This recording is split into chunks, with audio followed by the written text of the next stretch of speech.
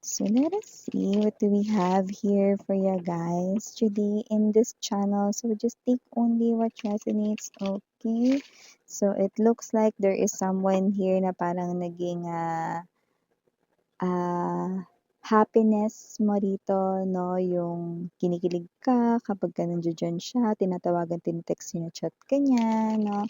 So I do see that whoever this energy is, this is someone here, no? Who brightens up your day.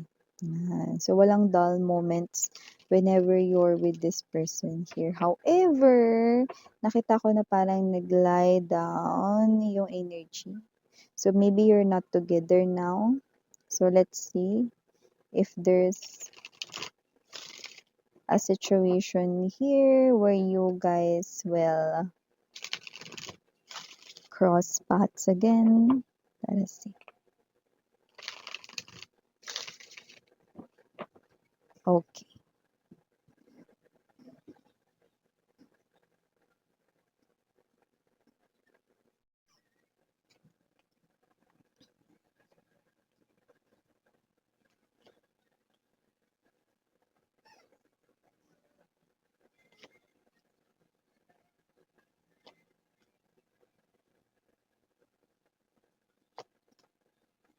Okay.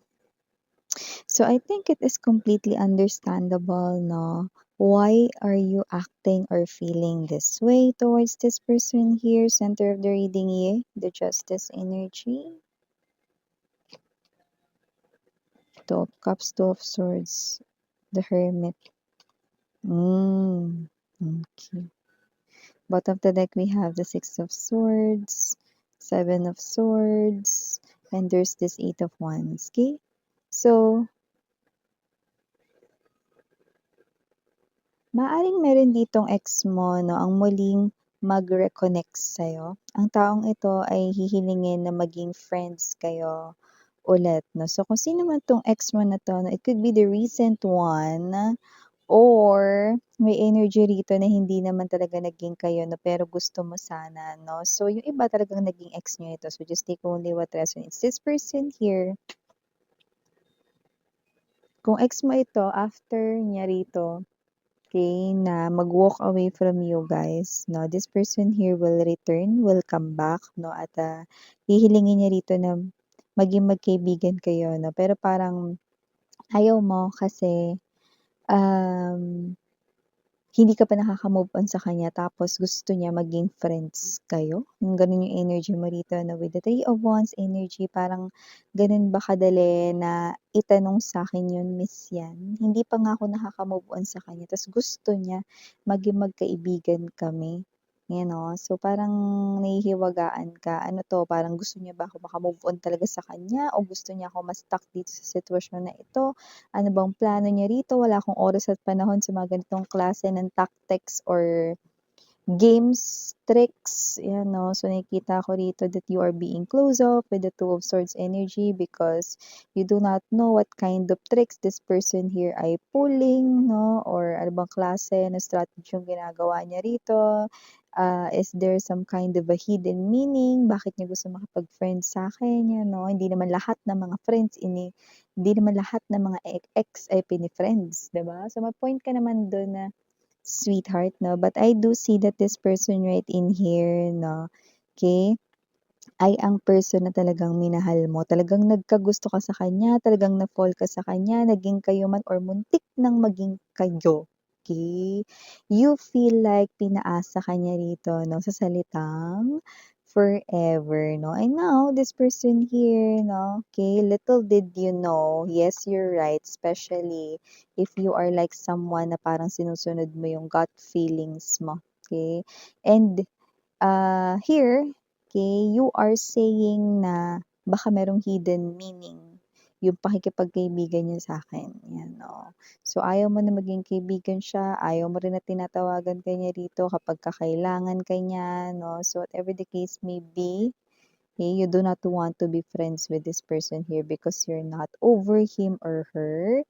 Yet, yun, 'no. And yeah, you're right, meron talagang hidden meaning ito, 'no. Itong pakikipagkaibigan niya rito 'no, ay isa lang talagang klase ng tricks, okey? Kasi gusto niya rito 'no, na mag-effort upang maging kayo na talaga kung hindi na tuluyan na naging kayo. At kung naging kayo naman dati 'no, na-realize niya rito 'no, parang you know 'no, seeing the lyrics of the song 'no, sa aking head 'no, yung parang way back into love, you know. All I wanna do is find my way back into love. I can make it through without a way back into love, you know. So I do see that this person here could be realizing that you are the love of his or her life. That's why effort right in here no I seen. But this person here do not want to rush everything. Kaya gusto niya rito 'no, na tiyun-tiyuni or dahan-dahan lang rito 'no, sa kanya ritong pagpasok muli sa buhay mo 'no. So, definitely nagkaroon talaga ng breakup, ng separation between you guys 'no. So, parang, ikaw ito 'no, na you are, making rants dito 'no or ikaw ito 'no, na parang hindi mo maintindihan, you want answers here 'no, kung bakit itong person na 'to nag-pop up na naman ulit. Ano talagang kailangan niya from me, parang gano'n ka rito, you're asking that big question mark 'no, parang, "What does this person want from me?" You know? Tapos na nga kami, gusto niya maging friends kami, nagpapatawa ba siya? Isa ba siyang payaso? Yan 'no. So, may gano'n kang energy. So, before we dive more dito sa inyong reading, batiin muna natin everybody. Hi and hello there everyone. My name is Yan. Welcome new subscribers, returning Instant buyers. Thank you sa inyong walang sawang love at support for me. At kung di pa lamang pa po tayo na isa pang channel, link down below lang sa ating description box. So, if interested, i-click lang yan para makarating kayo doon. Araw-araw ay nag-a-upload tayo ng collective readings for all signs there. At yun nga 'no, wala tayo dito 'no, na gender, by lalaki, LGBT plus, timeless ito puwede nangyari na, sa iba nangyayari na, sa iba mangyayari pa lang. Kaya naman, just take only what resonates. So yeah, 'no, sa nakikita ko dito mga bibs 'no, this is the energy here of someone na, I'm seeing 'no, that this person here wants to, have relationship now here with you if hindi natuloy ang inyo ditong relationship way back then, 'no? Kasi yung iba dito nakita ko 'no, you were still young at age, puwedeng nasa 20s 'no, or yeah, early 30s 'yan 'no, or yung iba hindi naman as in talaga, as in young kayo sa inyong age 'no, pero parang, this is the person here na parang una mong minahal. Could be your first love.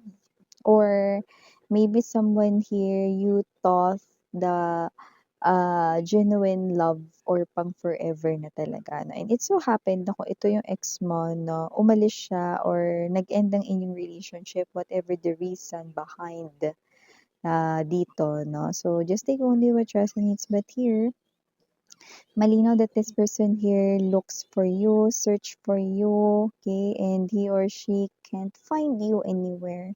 Eh, pero hindi siya tumigil 'no. So, hindi niya 'yan pinaalam sa'yo, hindi niya 'yan na sasabihin kahit makita ka na niya ulit 'no. But this person here, yung kanya ritong energy 'no, if you, thought 'no, na siya'y nabuhay ng, wala siyang naging pakialam sa'yo, never ka niyang naisip na that's not true, that's not true, okey? This person here, naiisip niya kayo dito 'no, walang araw na hindi niya kayo hinanap dito 'no. Hindi lamang sa internet or using social media kundi sa mga tanong-tanong rin sa iba-iba pang mga tao 'no or, kakilala rito 'no, and I do see that this person here literal na talagang gumastos din sa mga pamasahe, to ask where you are, mga ganyan 'no. I do see 'no, na kumonti rito yung mga napagtanungan niya kasi, kaya medyo hindi naging madali or mabilis ang paghahanap sa'yo dahil dumistansya rin sa kanya yung mga tao rito na malapit sa buhay mo nung naghiwalay kayo or nagkalayo kayo ng landas. So, kung sino man 'tong energy na 'to with the Four of Coins energy, if you think na hindi ka nag-stay sa kanyang heart 'no, nag-stay ka rito sweetheart 'no, and that is the very reason why na ngayon 'no, na parang mas nagma-mature siya sa life, mas gusto niya rito 'no, ng talagang right partner na makasama 'no, things, naturally na parang, mas nagiging malinaw sa kanya 'no, na ikaw talaga yung nababagay sa tabi niya, naggo-grow daw siya kapagka ikaw yung nandiya-diyan, okey. So, yung nakikita ko dito sa this person here, hinahanap ka at 'pag natagpuan ka niya na mag-e-effort siya rito 'no, at yung pakikipagkaibigan na yun ay umpisa pa lamang 'no, ng kanya ritong tunay na hangarin at yun nga ay ang jowain ka ulit. Jowain talaga yung term is yan. Maging girlfriend or boyfriend ka niya ulit or kung hindi naging kayo nito pero parang feeling mo, um, pa-fall lang siya, ayan 'no. Ngayon, okay mga babes, I do see na itong person na 'to 'no, ay tuloy na talaga yung efforts dito 'no, to officially make you, parang make you mine, gano'n yung energy niya. Taray, parang TikTok lang, "Mine ko na 'yan be." So yun nga, nakikita natin dito 'no, para sa ating bottom of the deck, Six of Swords, okay? Nasa sa'yo kung gusto mong mag-move on sa kanya o hindi 'no. Pero tingnan mo, nakuha mo nga na meron siya ritong hidden na, what's this, hidden plan or hidden na parang, motive dito 'no, at yun nga ay ang muling maibalik ang kanya ritong love of his or her life 'no, at ang kanyang queen, king, prince or princess dito 'no, and yun ay none other than you. So we have here the Seven of Swords right in here and the Eight of Wands. So I do see 'no, na ito kasi ayaw niya magmadali this time at alam niya rin naman na kung ito ang ex mo 'no, alam niya rin naman 'no na na nasaktan niya kayo rito 'no. So handa siyang hilumin ang lahat ng 'yan. Unti-unti puwedeng magsimula ulit sa pagkakaibigan niya 'no. Yung iba sa inyo nakita ko rito hindi pa kayo nakaka-move on sa kanya kaya ayaw niyo siya maging friend kasi deep down inside mahal niyo pa 'no. Mahal na kayo nito, ayan oh.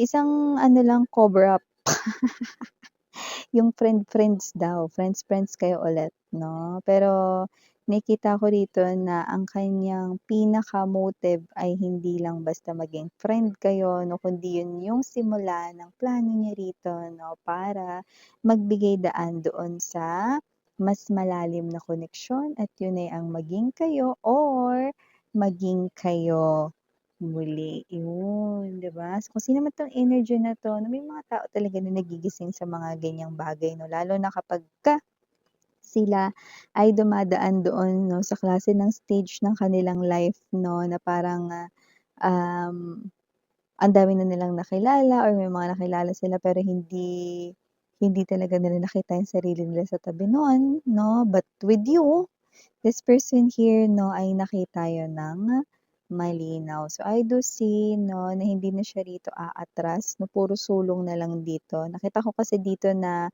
yung iba mutual naman ang feelings ninyo dati kung hindi man kayo naging kayo officially dati 'no. Ramdam mong may gusto siya sa'yo 'no, pero maaaring dinaga yung dibdib niya. So, whatever the case may be ngayon ready ng ipaglaban 'no.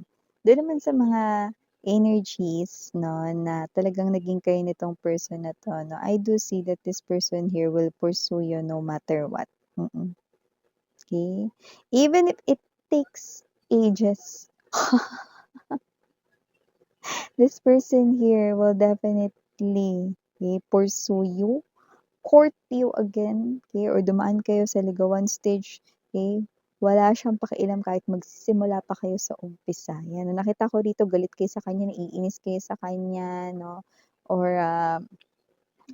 naba-bad trip kayo 'no, I'm hearing that. So, don't call me in the middle of the night, don't expect me to be there, I'm not over you yet, but I don't wanna be your friend, you know?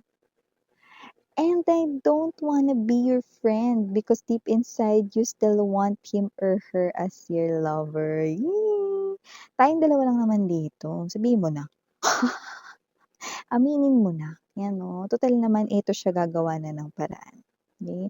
Paano miss yan yung ugali niya? Justice is at the center of the reading. So you can guarantee that whatever this person here will tell you or will do some kind of actions here related here, nakita ko no, that this person here no, will tell you the truth, okay, with all honesty, and the actions will match his or her words. So nakita ko that this person here will not let this opportunity slide to finally found you again, and this time hindi ka na niya pakakawalan.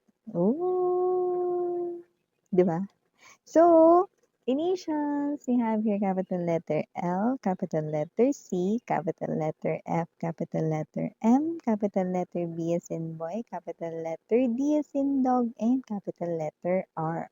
For small letters naman, we have A. For A, maaaring dalawa pero maaaring hindi maging tatlo. We also have here small letters U, E, T, Y, C, Z, I don't know if that's zero kasi pa-cursive or another small letter O. So just take only what resonates. Okay, so we also have here letter H. So, ito yung mga mensahe na kuha ko here for you guys. Again, hindi yan na ani pwede gusto niya na doon na pwede ba sarang hell of light. Anyong.